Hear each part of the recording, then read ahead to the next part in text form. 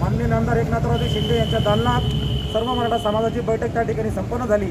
त्या बैठकीमध्ये माननीय शिंदे साहेबांनी आम्हाला स्पष्ट शब्द दिला होता की 5 तारखेपर्यंत 42 हुतात्मा झालेल्या 42 बांधवांच्या कुटुंबियांच्या जो काही प्रश्न प्रलंबित आहे तो लगेच निकाली लावला जाईल आणि ESBC आरक्षणानुसार पात्र असणाऱ्या त्या विद्यार्थ्यांना शासकीय सेवेमध्ये सामावून घेतल्या जाईल। या 2 गोष्टीची पूर्तता कालपर्यंत काही झाली नाही, त्यामुळे आम्ही त्यांना अल्टिमेटम दिला होता, जर 5ला तुम्ही कुठलाही निर्णय घेतला नाही तर 6 पासून आम्ही संपूर्ण राज्यामध्ये जिल्हाभर प्रत्येक जिल्हाधिकाऱ्यांना निवेदन देऊ। तिसरा विषय मराठा आरक्षणाचा सगळ्यात मोठा विषय सुप्रीम कोर्टामध्ये सर्वोच्च न्यायालयामध्ये राज्य सरकारचा सावळा गोंधळ सुरू आहे।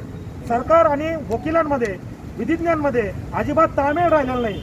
मग आरक्षण टिकणार की नाही टिकणार ही शंका निश्चितच आम्हाला सर्वांना झाली आहे, राज्यातल्या सर्व मराठा समाजाला झालेली आहे आणि सरकार वेळ काढू धोरण त्या ठिकाणी अवलंबित आहे। त्यामुळं मराठा समन्वय समितीची स्थापना करून आजपासून आम्ही खऱ्या अर्थानं आंदोलनाला सुरुवात केलेली आहे। उद्यापासून लोकप्रतिनिधी आणि त्यानंतर आम्ही नेहमी आंदोलन करणार आहे। अजूनही राज्य सरकारनं जर हे आमच्या ह्या सगळ्या मागण्याबाबत गांभीर्यानं विषय घेतला नाही आणि स्वतः माननीय उद्धव ठाकरे मुख्यमंत्री महाराष्ट्रात यांनी लवकरात लवकर या 2 दिवसाच्या आत बैठक जर बोललेली नाही तर होणाऱ्या परिणामात सर्वस्वी राज्य सरकार आणि माननीय मुख्यमंत्री जबाबदार असतील असं मी सांगतो। धन्यवाद। रवींद्र काळे पाटील, निमंत्रक, मराठा समन्वय समिती।